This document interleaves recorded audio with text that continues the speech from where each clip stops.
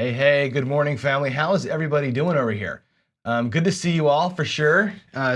Coffee and Craps with John from Pro Craps. I'm going to give Dice Dr. Dan one more crack at this thing. There's his chip that he says is going to bring me good luck. Yesterday we PSO'd on our morning rollout here, but today I think it's going to be different. It's going to be different. I'm going to bring. Don't let your children watch this. I'm going to break my own rules. I'm going to do something that I tell you all the time never to do, but I'm going to do it just because I can. It's my show. I'm going to go instead of the whole 350 like we've been doing. We've been doing this kind of like a YOLO, sort of like it's your last bit of money. I want to try something a little tiny bit different, only because Waylon's been putting this this Iron Cross ladder parlay press thing, and it's got elements in it that I like a lot. I'm going to play this strategy completely underfunded. I'm going to try it.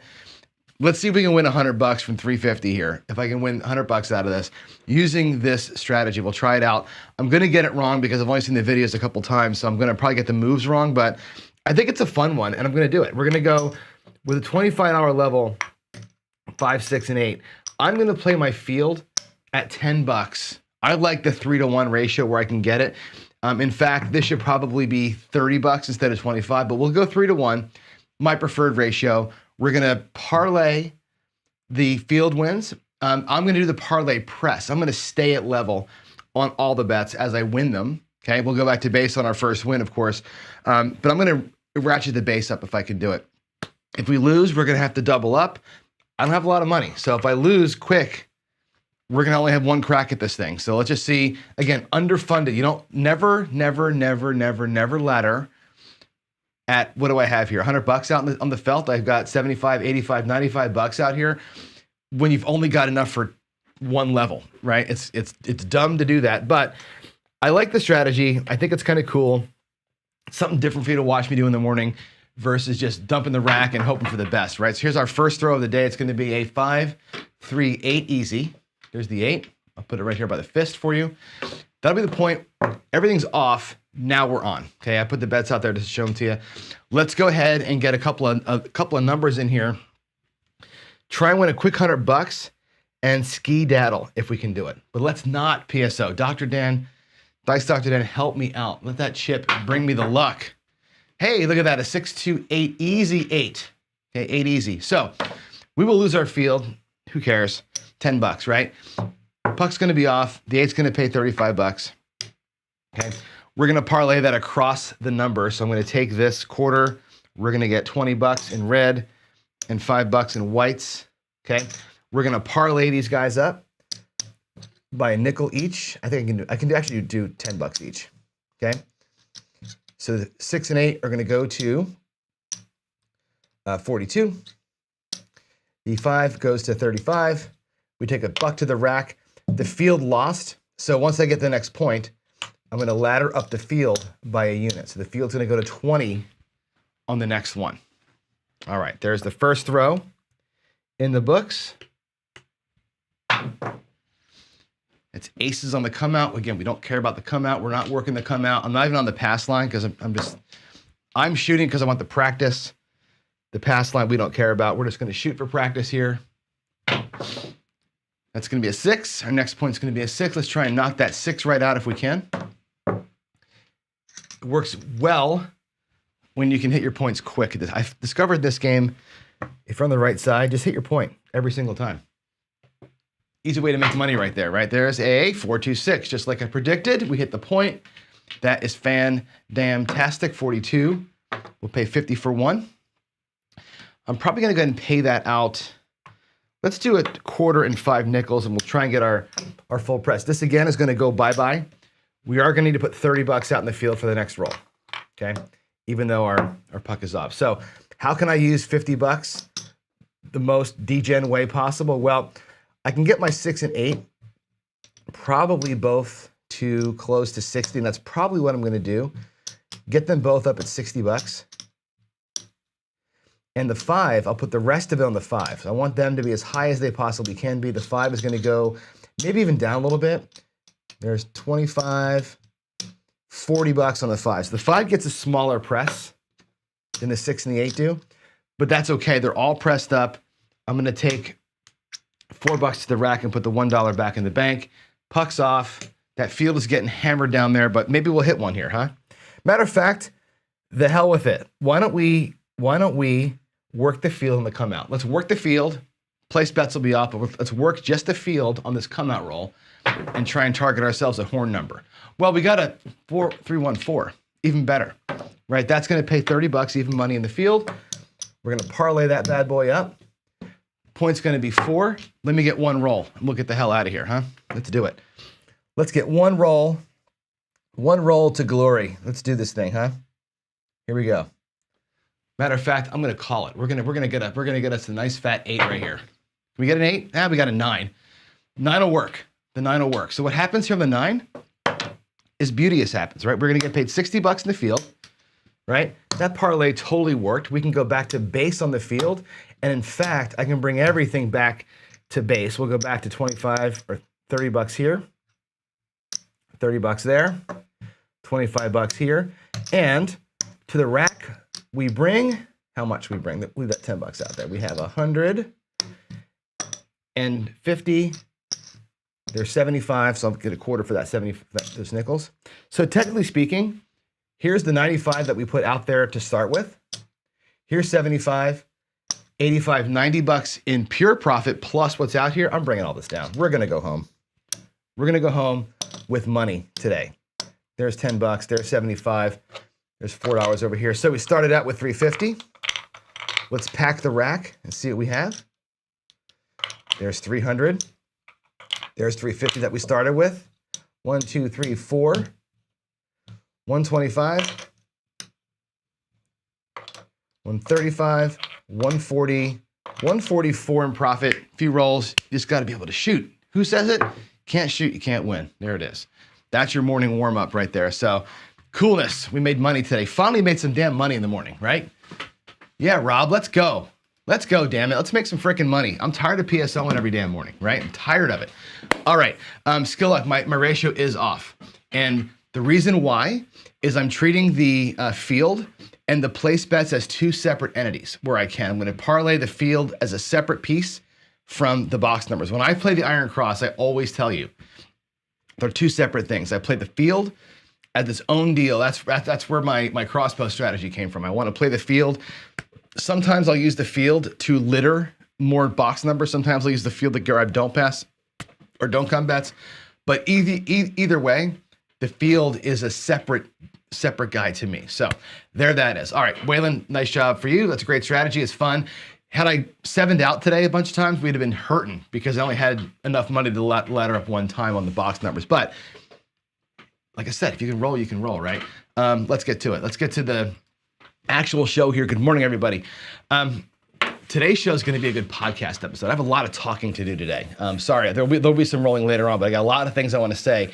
And let's get started here with our announcements. I see that Buckeye Slim is back. Welcome back. Good to see you here. Got you on versus Big AZ on Saturday. That's going to be a fun match. I'm looking forward to it because again, your play styles are so vastly different. The way that you target bets all over the place, the way that he just kind of slams and goes hard. It's going to be fun one to watch, I think, but it's going to be Saturday, everybody, not Friday because of Big AZ's schedule. I watched this morning Dice DJ and Chris, his Getting to Goal series, which was really cool. And exactly what I thought was going to happen happened in that series. So he did this first kind of like, we're going to play it 3 ways, kind of hybrid, kind of dark, and more of a right side play, right? When the dice roll well, as you can imagine, the right side player is going to win some money and get to goal quick, like today. The hybrid player, in his case, he ran my horseman today. That hybrid player on a decent but not great table is going to tread water, right? They're okay on the bad ones. They do a little bit okay on the decent rolls. They need a really long roll to make it work. What you expect to happen. Horseman breaks even, stays alive, waits for the good one, right? The fully dark side player, which he ran Greg's strategy, doesn't do as well when the table's trending in this direction. So it's a great example of the 3 styles of play on the same table. I love it. It's not a competition to me. It's a comparison of play methods with the same set of rolls. I think it's awesome. Great series. Keep that thing going. Mix up the strategies, obviously, right? But it's good to see hybrid versus dark versus light. I keep saying versus, but along with at the same time. I think it's a good learning experience, and I'm glad that you're doing that. I also this morning, I got up early this morning. I'm working on about an hour and a half of sleep, by the way. I watched Chris from Sideshow Gamble channeling some bone thrower. I think Chris dumped his whole rack and went like 1280 across and like pressed it 4 times and made like $5,000 in a minute and a half. That was fun. Don't ever play that way unless you can actually snipe and sharpshoot, right? But it was cool to watch. I mean, Chris was like, he responded to a subscriber email, and it's good and people say it, right? If you can DI, then put your money where your mouth is. Put your money out there and do it. And he did it, and that was a fun one to watch. To watch Chris on that one, it's a short video. It's like 25 minutes. But it was a fun watch, Chris. I like that different little tack that you took there. It was pretty cool. I'm not actually table shopping, but I kind of am. I found a table on Facebook that is right near me, actually. Craps tables, by the way, are wickedly expensive, right? I've looked at a few online. There's a company in Vegas. There's one in Arizona. The Vegas company refurbishes casino tables, and they're like $12,000 to $15,000. They aren't cheap. Company down in Arizona, I think, makes tables. They're going to be between $4,000 and $8,000, depending on what level of customization you want. But they're made for home use, right? They aren't casino grade, right? They're close, but they aren't actually from a casino. I found one here in Washington that's actually out from a casino. Somebody pulled it out of a casino, refurbished the wood, and now is selling it at a price I can actually afford. So I'm thinking about doing it. The problem is that I don't have a place to put it, right? My downstairs where I am here, I could fit the table, but it would be the whole living room. I would lose my couch and no way to watch movies down here. I could put it in the garage. I fear the garage because of temperature changes. I don't want the wood to get jacked up because it's hot, cold, damp, whatever. So I'm really considering it, but I got some things to weigh out whether I'm going to do it or not, just because of where to put it. But boy, it would sure be nice to have that and get my throwing practicing in. And my betting actually on a full-size real table. It just looks better, it feels better, everything's more legitimate that way. I'm really close to it. If I do it, I'm gonna have to stop going to the casino for a while. It's gonna basically drain the 401g to make that thing happen. But I think it's kind of cool. It's kind of cool. So maybe we'll do it. I don't know. We'll see. The other announcement to make is I'm gonna put a bounty out there. So everybody's doing these subscriber giveaways when they get to a certain number, which I think is great. I'm going to put an actual bounty. I'm going to give you a full set of chips. I'll tell you that the prize is right away. What I want to know is, and I don't know how you're going to prove it. Maybe you get somebody to sign something, but one thing I think is really cool with all of our shows, right? This group of craps YouTubers that we have. You got the 5-1 Mixer. You've got the 4-1 Little Joe. We call it the Big Joe. You got the Mid-Mo Yo. Little Debbie and Fat Debbie and Karen and all the numbers, right? I think it's cool that we've got all these kind of like personalized stick calls that we're doing kind of for each other. I think it's really great. The first person that hears one of those in a casino, like actually hears a dealer call out the 5-1 Mixer, or actually calls out the Mid-Mo Yo, and Tiro, you can't play this game because I know your casino's already been doing it with you because you've kind of told them to do it, right? With the Mid-Mo Yo. I would like to see how fast or who hears the first time one of our goofy little stick calls, right? The square pair, like and subscribe. You hear a dealer say that, I want to know about it. You're getting a full set of chips. I think that would be the fantasticest. The most fantastic thing I can imagine is that this bleeds out into the world, like what we're doing here. Absolutely have to hear that. So if you hear it at a casino and find a way to prove it to me, full set of chips for you. And that's the first bounty we'll put out there. I think it's kind of a fun one. I haven't heard it yet, but I'm hoping that someday we do. So there it is. All right, that's my announcements. Now, let's jump into the next piece here, which is the daily dose of DI. So we're going to do this every day. If you've got a shocking statement about DI, something that you feel strongly about it one way or the other, email me, john@procraps.net. DM me on the Discord channel. Put a note in the Coffee and Craps channel Discord. And I'm not looking for you to say stupid things. I'm not looking for you to say inflammatory things, but a thing that you think is compelling for me to talk about for 5 minutes on the show every day. Here's one of them. I've talked to, obviously I have lots of friends who practice DI. And one of them has said this. As a matter of fact, a couple of them said, I worked for years to get my SRR to 8. Okay, worked for years to get my SRR to 8, which is great. I think that's your SRR should be 6, right? If you're a regular run-of-the-mill thrower, shaking them and going, your SRR ought to be 6, right? The 7 comes every 6 times. You can get to 8. That's really stretching it. And if you recall, way back when I did the first parts of the Dice Control series, I did it in win craps, and we set our SRR to 7, and we made a 50 grand every time we roll the dice. So that thing never stopped making us money. You get to 8, you're making big time money, right? But I wanted to go deeper than that. I don't think that SRR is the only metric. It's a metric that we can use, but it's not the only metric. And those of you who work in any kind of data, anything, and actually every business uses data to some degree. One metric is not enough. You need multiple points of contact with your data to know what it's telling you. Okay, I don't know that SRR is enough, because you can roll 2, you can roll 16, your SRR is 8. What does that tell you? It doesn't give you any information at all about how to bet. Okay, now tools like Bone Tracker and other things will tell you what your propensities are, where your numbers are falling, and the tool will give you a little bit, hey, you're throwing more horn numbers with this set or whatever. That's good to know.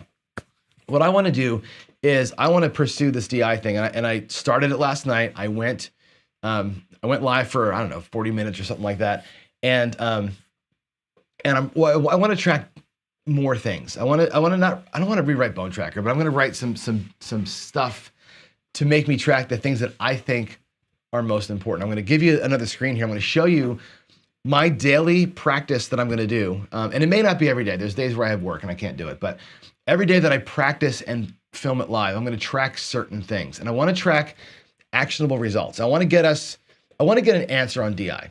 I want to get an answer of, is it A, possible, and B, what would you do with it if you could do it? I want to know how my bets would change if we do this, right? So here's what we're going to do. We're going to look at it like this.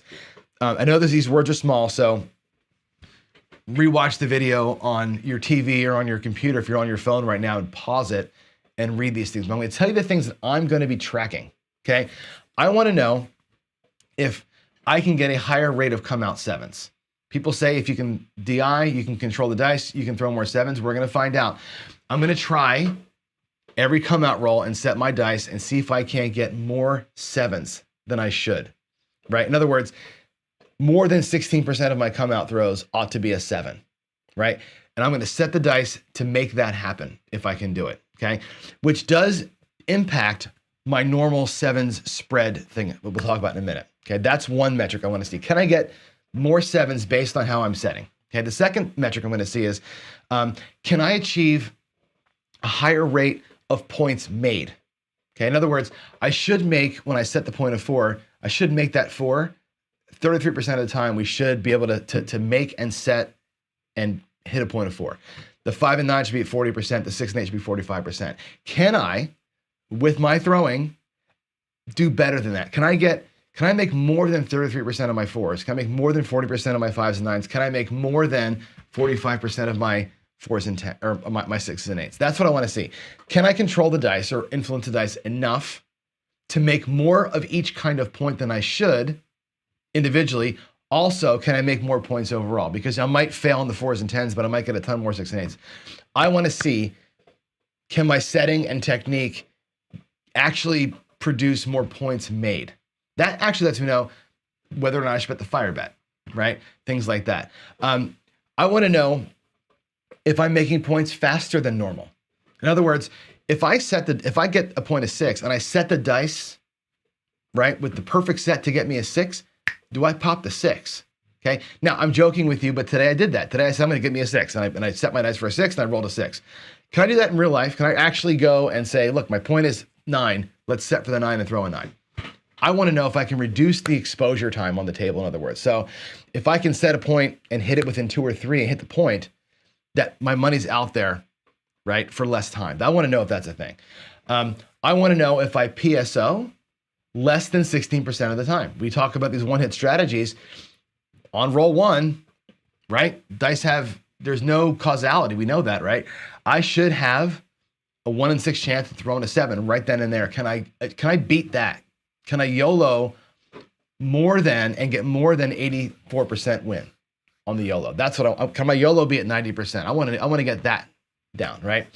Can I achieve 7 actual rolls between 7s 80% of the time? Now, if I don't include the come out rolls, because I'm going to try for 7s there, can my other rolls be from point being set to whatever, can I get 7 between the 7s? That's what I want to know. 7 actionable rolls between the 7s. That's an important metric to me because that's where you make your money. Will I have a higher than normal box number hit rate? Will I hit the ATS more often? Right? The ATS has a rate at which you should be hitting the tall, the small, and the all. Can I do better than that? Can I hit the ATS one more time than I should on any of the things? The repeater bet's a big one for me, right? Can I hit the repeater bet? If you can hit the repeater bets, you're going to make a freaking fortune. If you can legitimately hit 6 6s, which is what the repeater wants you to do, one higher than the number that it takes, right? If I can get 6 6s in a roll for $10, that's more. I'll make more money on that bet than if I started at 12 and pressed it up 6 times, right? That's an interesting way to look at this game. And finally, I have this thing called this puck aware score hit counter. I want to track the number of hits that I'm achieving on the box when the puck's on. So if I set a point of 6, it doesn't count. I can't collect on that. If I hit 4 more 6s, all I care about is those 4. So I'm going to try and track just those things. So I have a couple questions for you. So the first question that I'm going to ask for you is this. Let me go back to my browser here. I'm going to put a poll question in the chat right now. You're here live. You get to answer my poll question. The question is this. In doing all of this, what I'm trying to do here is see if DI is real enough that I can make actionable decisions on it, right? Can I get good enough in a year and a half, whatever it is, to bet the come out 7 higher? Can I get high enough to take bigger odds on my points because I'm making more points? Can I get good enough to go 750 inside or 750 across because I know I'm going to hit 4, right?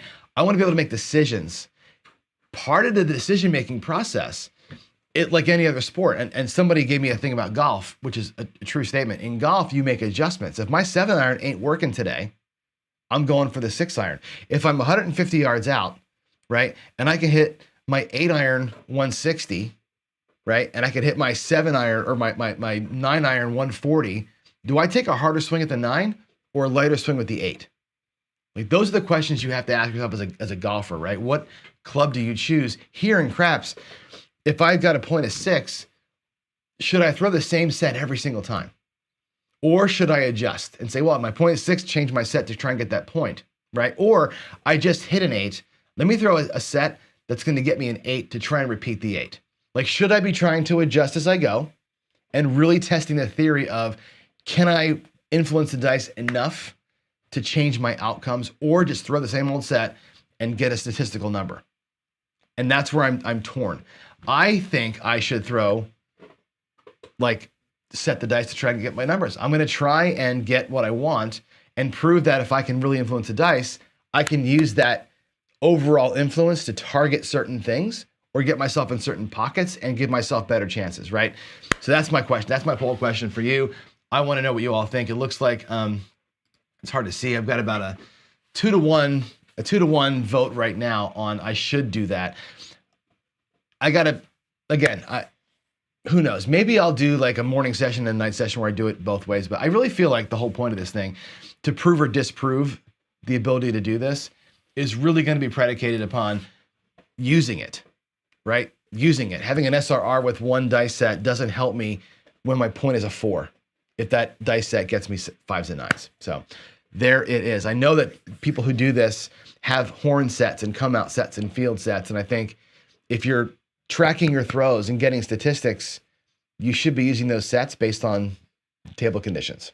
So there's that. I think that's what I wanted to say. So again, if y'all have thoughts on this, Waylon, hit the pitching wedge, right? I am deadly with a pitching wedge, by the way. You play golf with me, that's the one club I can hit a driver and I can hit a pitching wedge. The rest of my clubs are garbage for me.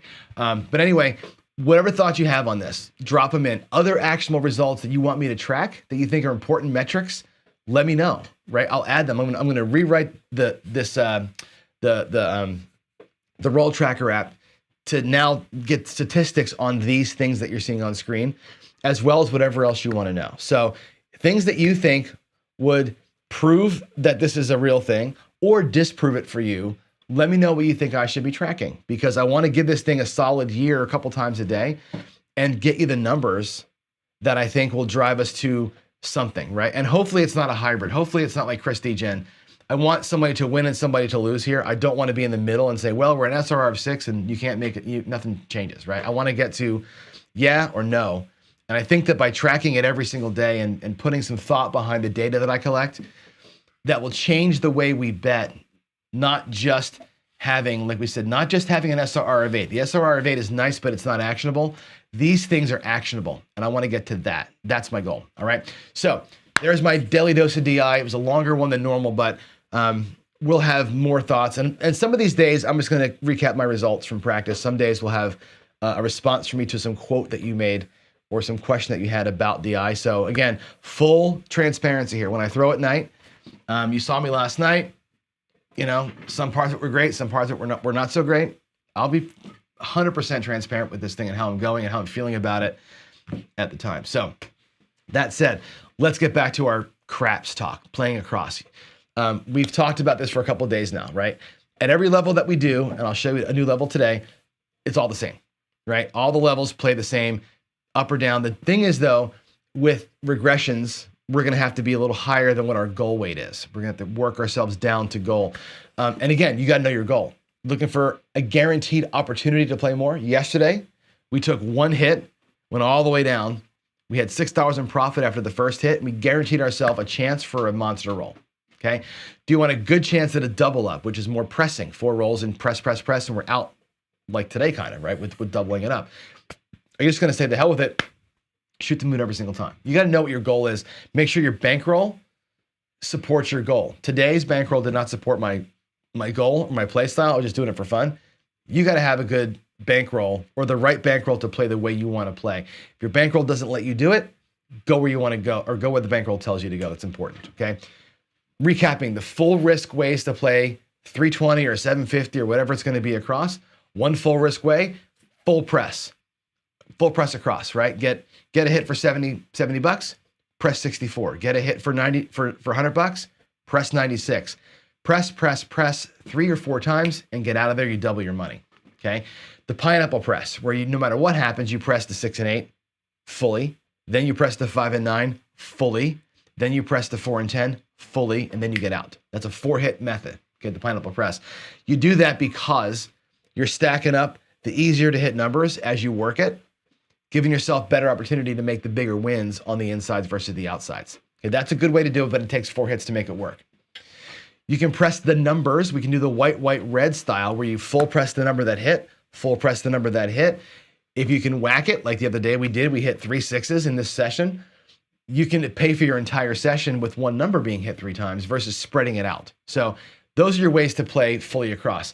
Yesterday we regressed with a 1 hit and quit. We went from 70 to 64.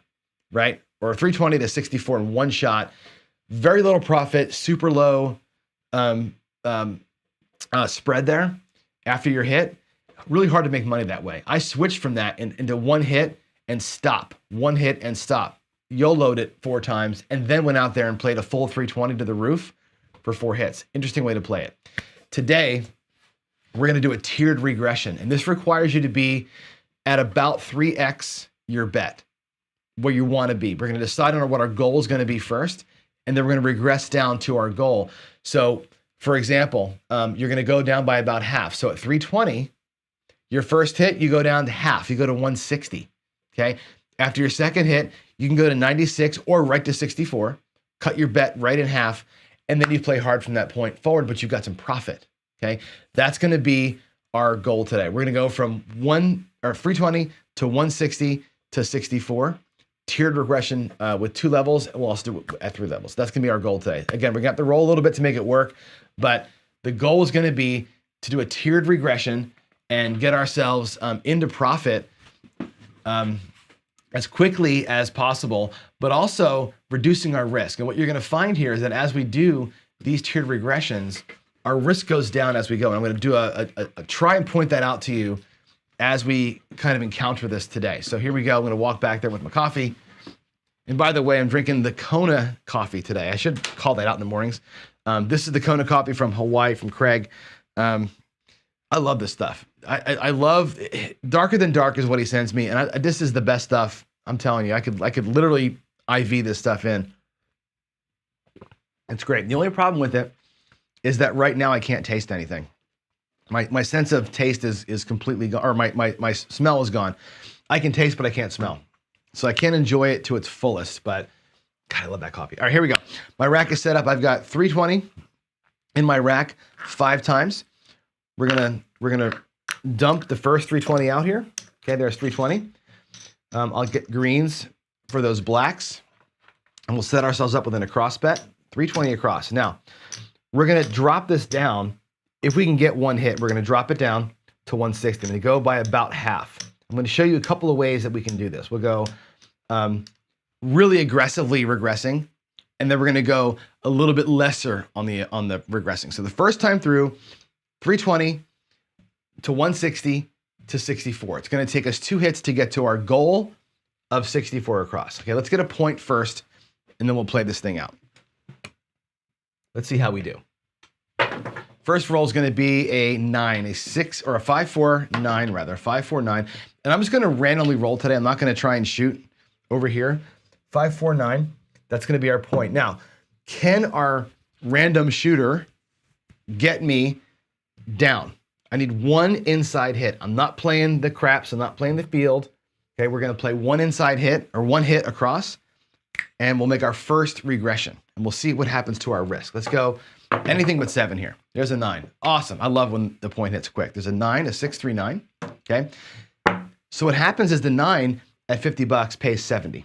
50, 60, 70 bucks. Let's put this out front. There's 50, there's 70. I'm gonna regress by half. Take me down to 160 across, please, which means we get a quarter off of every bet. These all come down, okay? Now remember, we started out with 320 across, okay?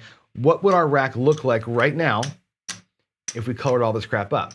Well, there's 100, 200 in green, right? And $30 in red. If I actually make that look like a green, and I make these two look like a black, we're at 230 bucks in the rack. We started out our session with 320. We've got 230. So we're $90 in the hole right now, as it stands. The puck's off. The 7 doesn't matter, actually. We're actually good. I'll mark that 9 up. 639. Whoops. Let's go back. 639. There we go. So we're looking good. Even if we 7 out coming up here, right? We're only going to be down about 90 bucks. That's actually a solid first roll. Let's get a new number. That'll be an 8, a 6, 2, 8 easy. There's the 8, 6, 2, 8 marked up. Now, one more hit in here, the next regression can happen. We're gonna do this aggressively here. There's a 415. 415. That pays 25, pays 35 bucks. Okay. Now we're gonna ask our dealer to bring me down to 64 across, please. So we've taken 2 hits. I'm gonna leave 50, 50, 65. We'll get $1 change from our dealer. There's our 64 across paid for. What's coming back to the rack this time? 125, 126 is coming back to the rack. So if I reset myself, make these greens look like a black, right? In my rack, I'll pull this out so you can see all in front of me. There's 300. If I take a quarter and make it look like reds, there's 25 in red. There's my 320 that I started with. I can put that right back over here in my starting bankroll section. My profit is 41 bucks. In 2 hits, I've got my money back and I'm $41 in profit. And I'm out for 64 across. Now, if I wanted to be, a runner, I could be out of here. I could have 41 plus 64 and I'm out of here, with 105 bucks. And I'm good, right? I made 105 bucks in the first shooter. That's fantastic, but we're not doing that. We're as Chris from Dice DGen says, everybody's got a little bit of degen in them. So we're going to use that, and we're going to go 64 across. And in fact, I'm not. I'm going to do this. I'm going to change it up because it's my show and I can do whatever the hell I want to. Instead of going 64 across, I'm actually going to drop a buck or drop a 5 back out here. And we're going to go with 66 inside because I think it's a better play at this point. So we're going to go 66 inside. And that means I'm going to get 3 change from that transaction because I screwed up before. So there we are. Now we're at 66 inside instead of 64 across. It doesn't matter. You can do it either way you want to. Okay. This makes for a nicer press, right? You leave these 2 off and you're fine. Opportunity now. 2 rolls to opportunity. The first roll took our risk factor down to 90 bucks. The second roll put us in a little bit of profit. The third roll, now we're playing. Now we're playing craps. Now we get to actually go ahead and press and avoid this guy. We avoided that. We avoided Karen for just long enough. We got out of the gate, a little bit of profit. We're solid, right? I think that's a great way to do this. Okay, let's do it again. This time, I'm going to regress it slightly differently. Okay, we're going to take a 3rd hit and see the difference of a 3-hit regression versus a 2-hit regression. That was an aggressive regress. Let's hope we can get the rolls that we need to make this happen, but there's our 320. So again, get our 300 bucks out there in the greens. We'll take our reds to get set. Puck's going to be off. Let's get a point.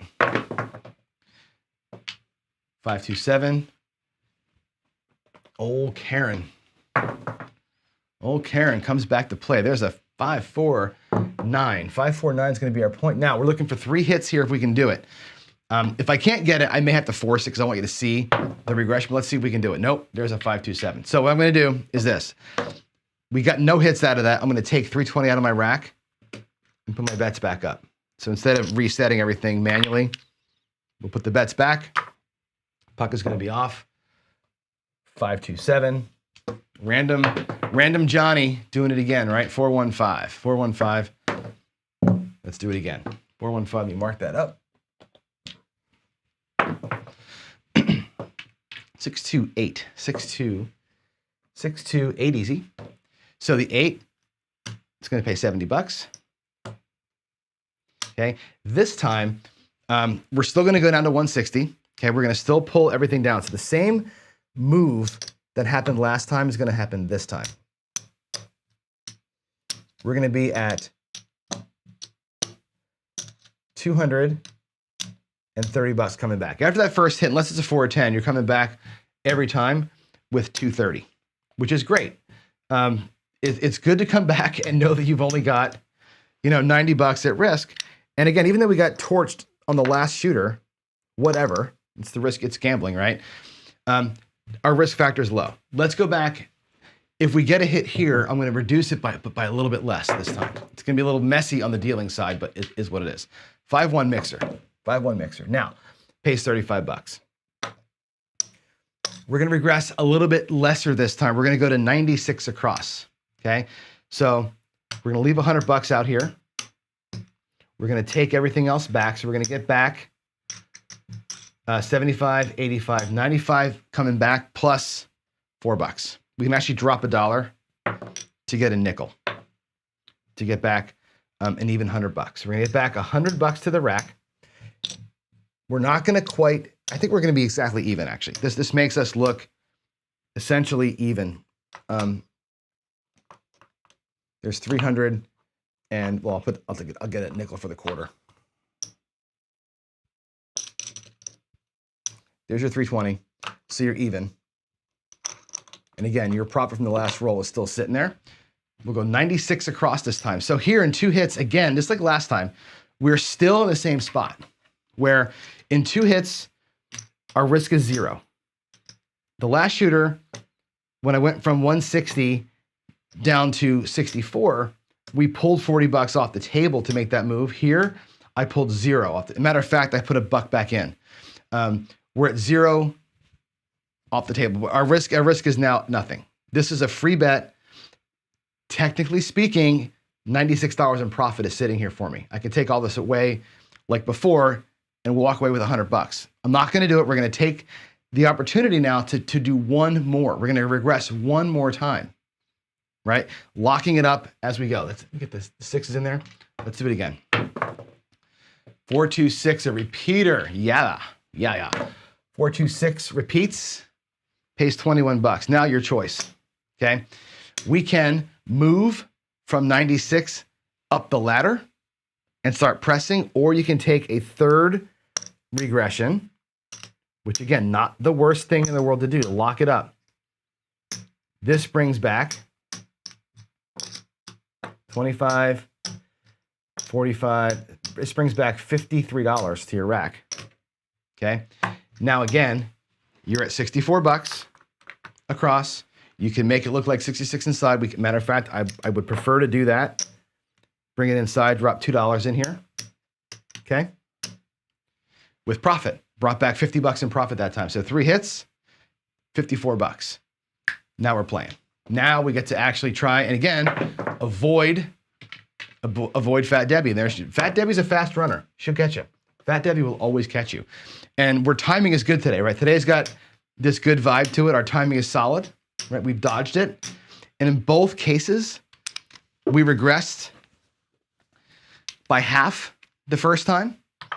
Half and half gets us down to our goal in 2 hits. Half, a third. The second time went from 320 to 160 to 96 to 64.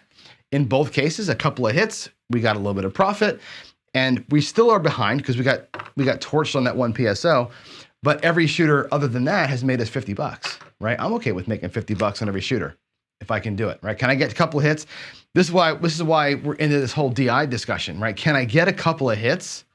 Can I guarantee myself, because I'm such a great thrower, that I can get a couple of hits? That's what I want to know, right? That's why these strategies, to me, these 2-hit regressions are important, right? Or 2 hits and run. It's important to be able to do that on the regular. If you can't do that on the regular with your toss, you're just going to donate. You're just going to donate money. And we don't want to be donators. I want to be taking money out. Okay. Now, again, there's going to be days where you can't throw and your partner can't throw and the rest of the table can't throw. That's going to happen to you, right? That's why you have more than one times your base bet. So far today, all we've done is got to base. We haven't made any money. Let's give another shot here and make some money if we can. There's a 6, 426, new point. Let's get some hits. Ooh, yeah, 314. That's a helper. 314 is great. That's going to pay for $2. That's going to pay us 100. Get our vig out of the way here. That's fantastic, right? Because now we bring back, and look what's going to happen in our rack this time. We're going to still go to 160. Here's 100. This is great. 100, 200, 50, 260 coming back to the rack on that first move. You get an outside hit to come in here, and you're in good shape. We're at 250, 260 coming back. We had 390 out there to start, right? That's great. 130 bucks out there. So I'm down with that. Let's get one more hit and call it good here. Let's go 200. I'm going to get my rack set as best I can. 220. We just need 100 bucks to get in there. And this next hit, if we can get it, will be the 100 bucks that we need. We'll be set. I love having the reduced risk as we go. Regressions are tough because you don't make any money at them until you're at a point. Let's log that 314 in there. Regressions are all about what Daddy David at Casino Quest would say. They're all about opportunity, right? Regression is an opportunity play, not a profit play, typically speaking. 314. Big Joe. The Big Joe comes. Again, it's going to pay 50 for $1 in vig. And now we come back.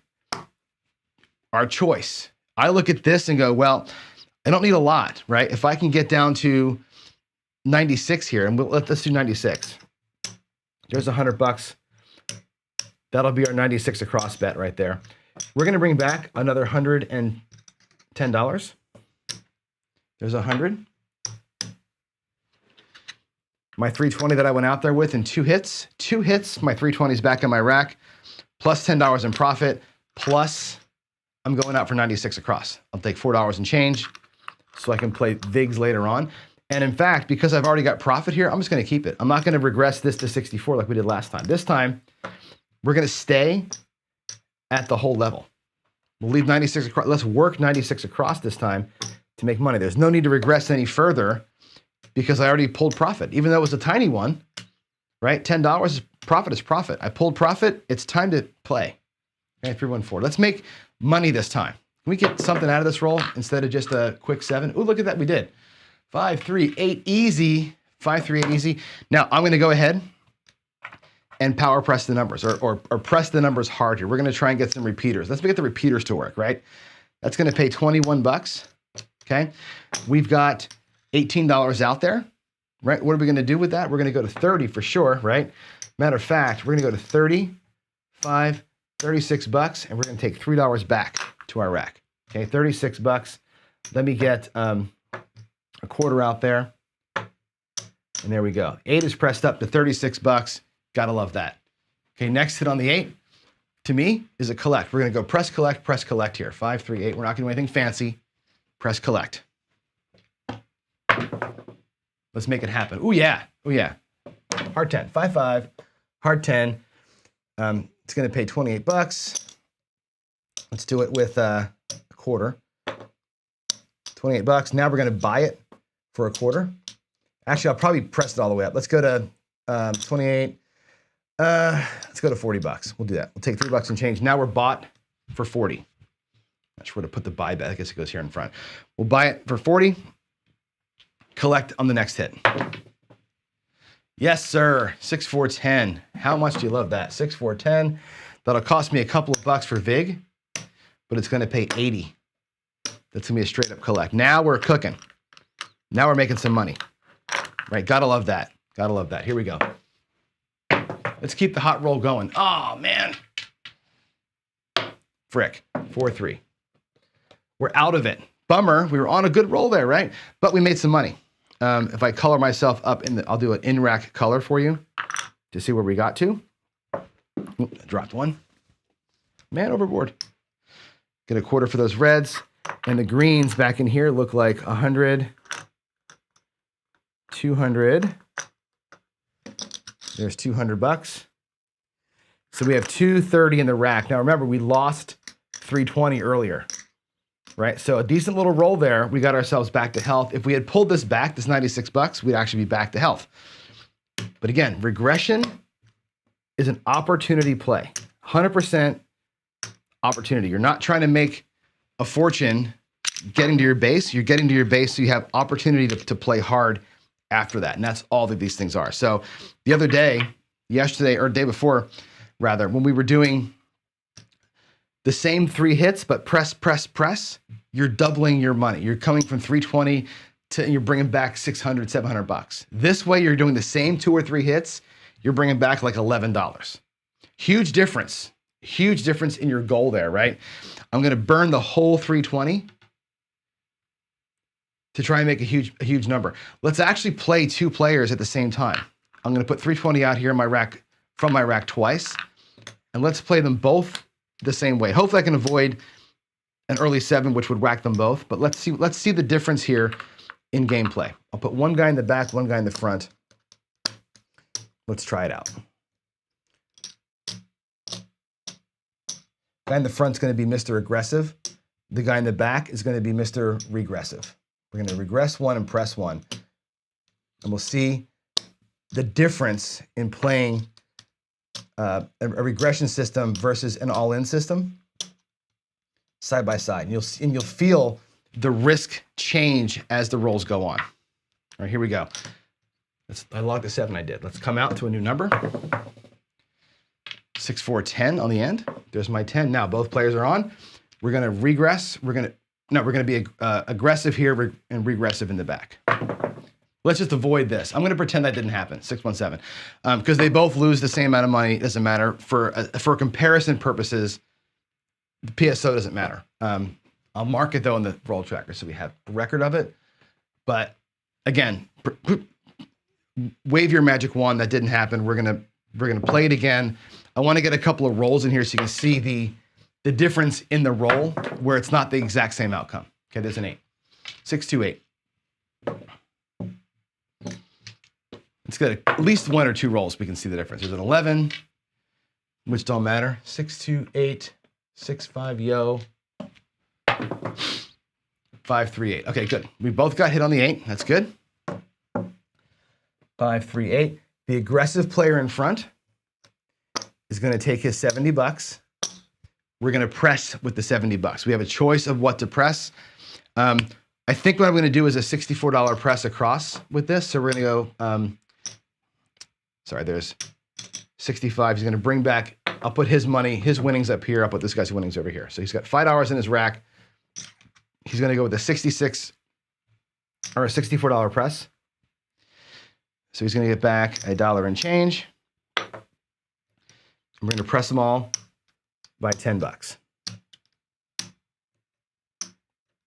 He still has the exact same risk. His risk right now is still $320. That's what he went out there with. He pulled nothing off. He pulled $1 off the table, or $6, right? He's still basically at full risk. This player in the back is going to also get paid $70, but he's going to regress down.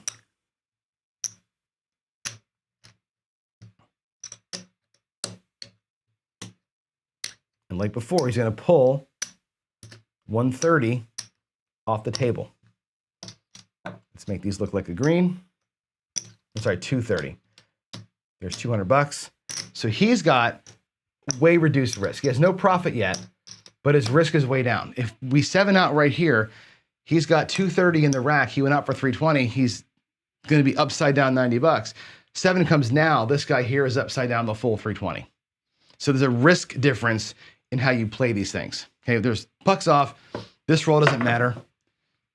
Back on the 3/8 in a row. If you're keeping track at home, it's 628. 3/8. I'm going to put his money over here. His money up front. There's the result. Okay, point's going to be, again, an 8. The second hit's going to be a key hit. We got a hard 8. My God, that's 4/8 in a row. 4/8, hard 8, square pair, like and subscribe. So our aggressive guy in the front, he's got 40, what do I have at 50, 60, he got $72, right? That's going to pay for his $1, $85. Sweet. He's going to press that too for one more hit. This guy back here is going to get paid $35 on his 8. And he's going to come down to his goal of $64. So 50, 64, he'll get $1 change. His rack right now is damn near clear. There's 100. If I take this 25 and make nickels out of it, there is 320 that he started with. He's actually got $40 in profit, $41 in profit. He's good, but he's down at $64, right? He's got some nice profit, but his rack is a little bit, or his potential right here is pretty well depleted. There's 2, there's 2. He's at goal. He is depleted. Was that a new point, or was the point getting hit? I didn't put it in. That's a 4-4. Oh, I did put it in. Yeah, that's a new point. New point's going to be 8. All right, so here we go.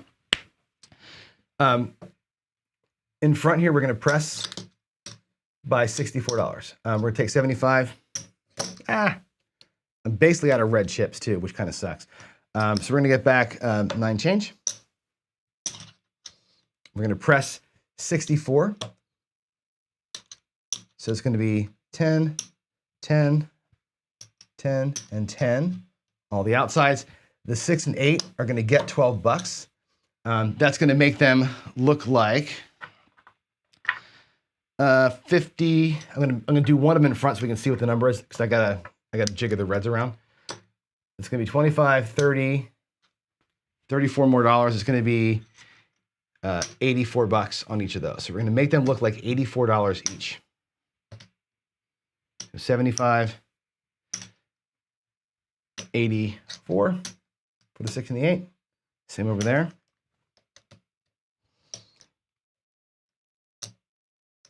Okay, they're at 84. So full press twice, full regress twice. Okay, our puck's going to be off. That was our point being hit. new point's going to be established here. Oh my God, another 8, 6-2. This is crazy town, 6-2-8. 6-2-8 easy 8. Okay, there it is. So that's the new point. Now again, we're looking for one hit over here. This guy's even, has some profit. This guy here has got like $24 that he's collected so far. Not a lot, just the pennies, the change. Here's the hit. Here's the money shot. Okay, 6-4-10 on the end. I'll try and squeeze that in. 10 on the end, 6-4.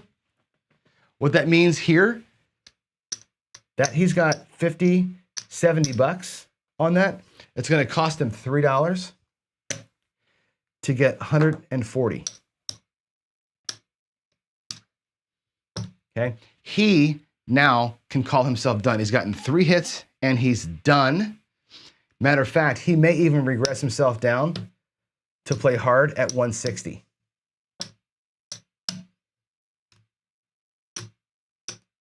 He can drop to 160 across. Let's see where he is in his rack. Let's just get the quick little color up here and see where we landed with the aggressive guy. He's still going to regress a little bit, but he's locking it up at a little bit higher level. There's 100. There's 200. There's 300 and 20 bucks. I'm going to make those look like blacks. There's 320. That's his starting bankroll. 320 he starts with. He's guaranteed here. 50, 75. There's 100 bucks in profit. So if I take all these back, he's at 100. So aggressive pressing for 3 hits. He's at 100, 25, 129. So aggressive, aggressive, aggressive, down, down, down, right? He's going to get paid 18 bucks for his 10, by the way. 18 bucks, full press to a quarter, $3 change. So look at that. He reduced his risk every time, so he was not sweating. This guy was sweating for all 3 rolls, okay? The result of me hitting 3 numbers that were not 7s means they both have opportunity. One person has got more opportunity because they were more aggressive with it. This guy here was an opportunity land out of the gate.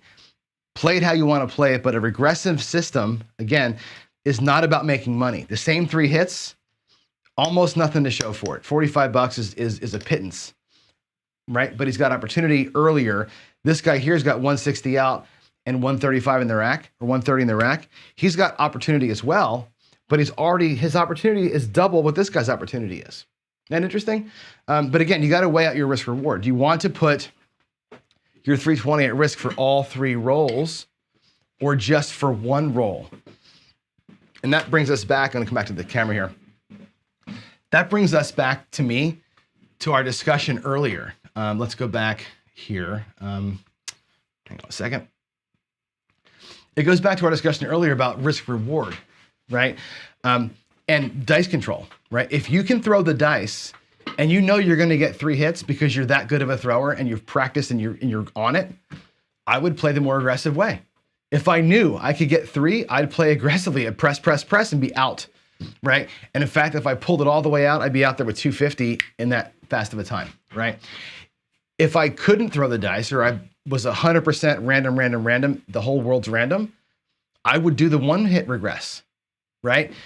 Because 1 hit, I'll take my risk for 1. I'm okay with that, right? Going down 1 time. But I'm not going to put 320 at risk on complete spin of the wheel, right? For more than 1 or 2 rolls. There's no way I'm doing that because I don't trust anybody.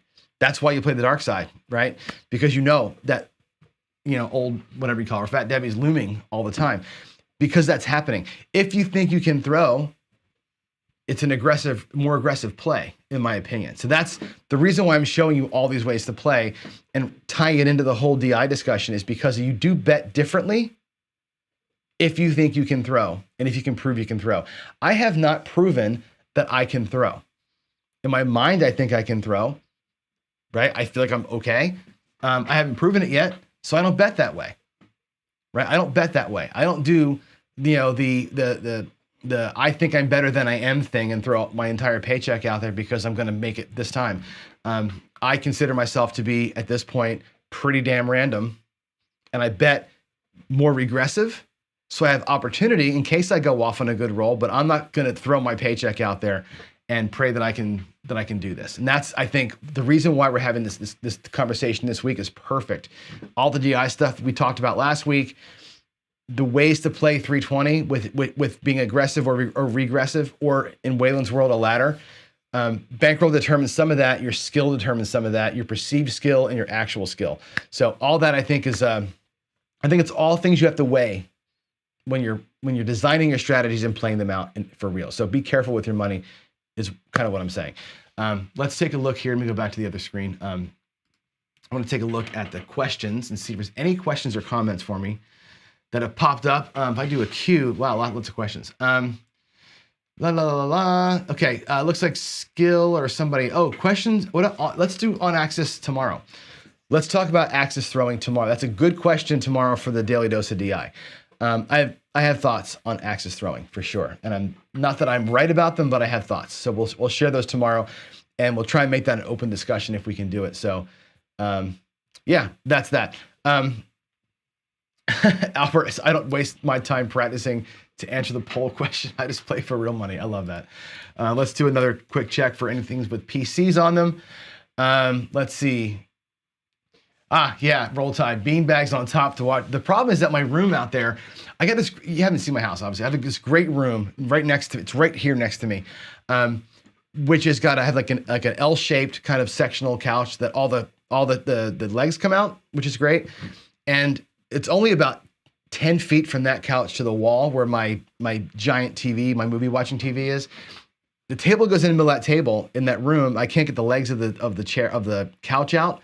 And you couldn't see over it because I had the TV mounted low. So it's like a movie theater. So you couldn't see the TV. So that we'd lose that room. And that's kind of sucks. And Sebastian, going back to earlier comments, yeah, if somebody's SRR is 8, they would all the time, you'd beat crap. And that's why I tell you, you would beat craps. If I could roll a consistent 7 or a consistent 8, whatever my SRR is, if I could have an SRR of 5, and I knew certainly I would set a point, have 4 box numbers, and then 7 out, that's an SRR of 5. That's 5 numbers and then a 7. If I knew that for a certainty, I could retire playing this game. 5 rolls, 4 collection rolls. You could retire at this game if you knew that, but you don't know that. Nobody knows that. We think that, we practice for that, but we don't know that. And again, an SRR of 5 might mean 7, 0.7 out, 7, 0.7 out, 0.7 out, 0.7 out, 50 roller. That's a 5 SRR. You can't bet on that. You cannot craft a strategy if that's how you achieved your SRR. If your SRR is actually, I roll 5, I roll 5, I roll 5, I roll 6, 4, 7, 6, 5, 5, 5, that you can bet on. That would be, to Sebastian's point, beating craps. You could beat the game if you guaranteed some roll length and you knew what it was going to be, but we don't. To go back to some other comments, here's from Doris Sell's got a couple of them here. I'm going to put my glasses on. Regarding practice and dice sets, if you change your dice sets in the middle of practice, how will I know if it's my mechanics or the set? That's why I'm vacillating. You've touched on the exact point I was trying to make. Is to say, well, how can I know what I'm doing right or wrong if I keep changing the set, right? The other side of that is if I can work the dice, I should be able to work the dice, change clubs, right? Change baseball bats in the middle of a game. If it's not working for me, make it work. Like, to me, the point of dice influence, dice control is to say, well, I'm good enough to make a decision based on what I'm seeing and go. I think you do use a tool like Bone Tracker to determine separately what your sets do. This set thrown this way produces this range of numbers. This set thrown that way produces that range of numbers. I think a Bone Tracker type of software, given thousands of rolls with different sets, tells me what the sets do. That way, when I'm doing the actual practice, I can say, oh, I'm facing a 9 as the point. I know from my Bone Tracker practice that this set is my 5s and 9s getter. I'll switch to that during these sessions. That's what I want to get to. I think that's the way that we do this. But you're right. As far as like practice and getting the knowledge of what you throw, you have to Bone Tracker it. You have to throw the same set. And that's why I'm saying, like, when I do the data collection, go back to the screen that has it. When I go back to the data collection to get these actionable results, that I'm going to do, I think, changing the sets as I go. I'm not going to change the toss, but I'm going to change my sets. When I'm determining what sets I would change to, I think you're right. I think you have to do thousands of rolls tracked in software that tells you that. So again, we're going to find out how those approaches can marry up. I think that's what we have to do, how we marry the approaches up. It's going to be interesting. And I should tell you this too. The show I did last night, let me actually show it to you. I'm going to show you where this is so you have an idea. Give me a second here to find the monitor. There's the monitor. Let's go here. Let's go to ProCraps. You will not find last night's practice session on the homepage of the website here. It will not be here. You won't see it anywhere on here. Okay, that's because I made the video. The live practice videos are unlisted. Let me move this out of your way here. I unlisted the videos, and the reason why is because I feel pretty strongly that live videos destroy the channel as far as YouTube's algorithm goes. So if you go to playlists, and under playlist, there's one called Dice Throwing Practice and Analysis. This playlist, stop the thing. This will have my shooting practices in it, and it'll be a playlist where you'll see them over here by date. So I'll date them. You can always come to this playlist and see the practices. As I go live, it'll be here in the upcoming live videos thing. But as soon as I'm done with it, I'm going to make the videos unlisted, and they'll be in that playlist. So if you want to come watch them later on, just bookmark the playlist called Dice Throwing Practice and Analysis. And this is where, as you can see, there's me throwing the dice. You can watch me grab them, throw them, and do my thing here. And that was last night's practice session. So if you want to watch, that's where and how you watch the videos. So I hope that helps a little bit. Today's rolls, SRR of 4, because all those 7s we had earlier, and the 8 was the dominant number. 8 and 10 were the dominant numbers today. But again, with only 29 rolls, there's nothing statistically relevant there at all. Just fun. Okay, and Duracell also, and I actually have a question out to Nate on this, because the chopper that I throw is an off-axis toss. So I don't know how valuable Bone Tracker is going to be to me with where the sets go, right? Because it's designed to be an off-axis throw. I can definitely see if a Bone Tracker can track patterns for me, but I can't really take its word as far as where to put stuff. So I'm going to talk to Nate about that and see what he recommends I do. Anyway, I'm going to go all in. I'm going to practice every day. I'm going to film it every day. I'm going to do all that I can do to A, improve myself, but B, start adding some data to the claims in full transparency. That's my goal, right? I want to be fully transparent in trying to get this done. So I just want to be wide open about that. I consider me on the fence, but leaning towards the DI side of things. I'm going to give this thing as much time as it takes to do it. And again, you can watch as I go. I'll report back here in the mornings, and that's all I got to say about that. So have a good day. I got to go to work. And again, I'll close out here with my usual thank you again for being friends, for being so supportive of me, for subscribing. Tell your friends, share the channel, share the videos, let them all know what we're doing here. This channel, by the way, is at 595 subscribers, which is not 1,000. We need to get Casino Gaming TV to 1,000, ideally before we do the Crapsathon. I want to be able to do the super chats and the money and all that kind of stuff on the channel so we can take donations live instead of running it from the ProCraps channel. If I have to, I will, but I'd rather run it from here. It's a Casino Gaming TV-based Crapsathon, not a ProCraps thing. So I'd like to not use my own channel to do this. I want to do it here if we can, but we're 400 subscribers away, so we got to get some work done. We got to get everybody up, right? We got to get Chris and Midmo Yo up to $1,000. This channel as well. We're fighting hard here. So spread the word, spread the love. Thanks everybody. I'll see you tomorrow. Have a great day. God bless.